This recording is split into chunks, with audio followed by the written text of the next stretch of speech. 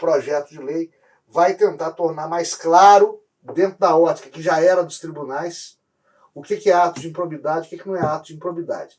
E o que deve vingar e o que deve vencer, e é bom que aconteça, é esta tese, a tese de que é ato improbo aquele que visa locupletamento, enriquecimento ilícito, intencional doloso, às custas do erário.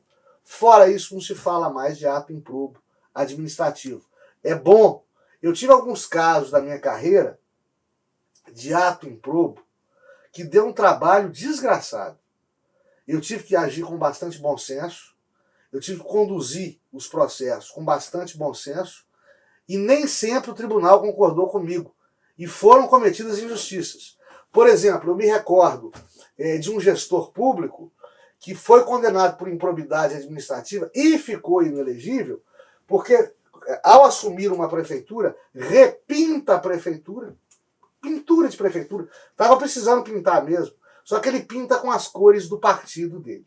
Isso torna inelegível, pasmem, torna o cidadão inelegível por 8 longos anos. Interrompe uma carreira política, porque o cidadão pintou a prefeitura com as cores do partido dele. Né? Eu tive outros casos também, uma cidadezinha que eu trabalhei há muitos anos atrás, que o delegado do Detran, que a nível de município do interior de Minas recebe o nome de Ciretran, são as bancas do Detran, né? O delegado do Detran não era habilitado, não tinha CNH.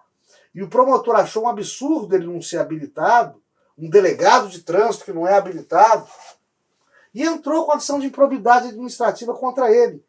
Pasme, acredite se quiser. O sujeito, aliás, demonstra honestidade, porque em sendo delegado de trânsito, teria todas as facilidades do mundo de obter, às vezes por vias escusas, essa CNH. Ele optou por não tentar obter a CNH.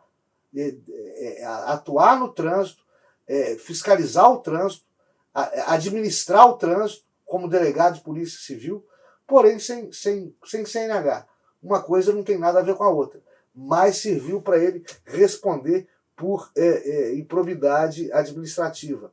Em outra oportunidade, foi um presidente de Câmara que tinha uma verba lá para cafezinho, um café com lanche, um bolinho, um esfirra, um pastel, para autoridades que passavam pelo pequeno município. Né? Ele foi condenado por gastar com cafezinho, broa, brioche, 600, 700 reais por mês, sem licitação. Verba eventual, pouco dinheiro, dentro do limite da lei de licitações, não adiantou choro nem vela. Como era uma despesa regular, ele teria que ter licitado. Como não licitou, inelegível por 8 anos, cassado, por causa de uma verba de cafezinho ridiculamente baixa dessa. Um outro caso também, um vice-prefeito, que era vice-prefeito e era médico. Prestava serviço à prefeitura quando se candidatou. Eleito, ele tinha que optar. Ele não podia acumular vencimentos públicos do mesmo ente federado, apesar de ser médico. Ele não podia receber como vice-prefeito e não podia receber como médico do sistema de saúde pública municipal. Ele optou, então, por, muito embora vice-prefeito, e continuasse sendo vice-prefeito, ele optou por abrir mão do salário dele de vice-prefeito e ficar com o salário dele de médico e efetivamente trabalhar como médico, o que passou a prestar, de fato, sendo remunerado só uma vez por conta dessa sua atividade laboral como médico. Mesmo assim, foi condenado por improbidade administrativa a devolver o dinheiro para os cofres públicos.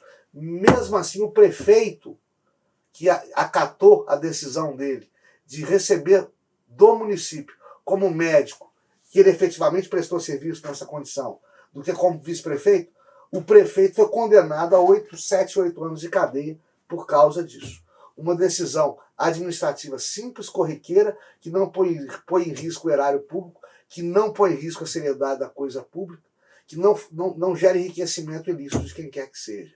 Essas discrepâncias vão acabar, se Deus quiser, com essa reforma da lei de improbidade administrativa, que não vai significar lei da impunidade, vai significar, sim, acabar com atropelos e inseguranças jurídicas e punir quem realmente precisa ser punido, sem exageros que estão destruindo a classe política deixando terra arrasada por trás disso,